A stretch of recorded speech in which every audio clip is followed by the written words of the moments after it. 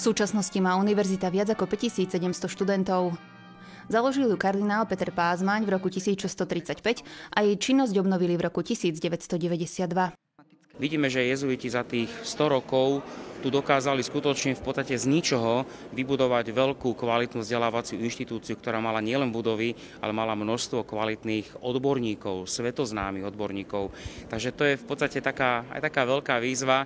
Nebudem sa s ním zrovnávať, ja nikdy nebudem takýmto velikánom, ale minimálne aspoň sa nechať inšpirovať a nezaspať na vavrínoch. Pre mňa je veľmi dôležité, aby sme boli všetci kreatívni, aby sme spoločne si navzájom pomáhali, pretože síce som rektor, ale mám aj prorektorov, mám celý tím ľudí a pre mňa je dôležité, ako mi aj pán profesor Dubovský spomínal a veľmi si to cením, mať to veľké načúvajúce ucho, aby som dokázal načúvať a rozpoznať múdre rady.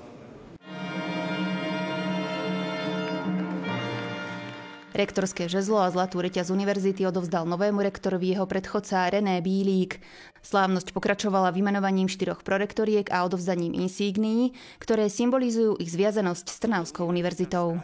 Ja sa viem veľmi dobre vcítiť do dnes inaugurovaného rektora. Prajem mu predovšetkým pevné zdravie a pevné nervy, pretože to je základ toho všetkého, čo pred ním stojí, respektíve zvládania toho všetkého, čo pred ním stojí.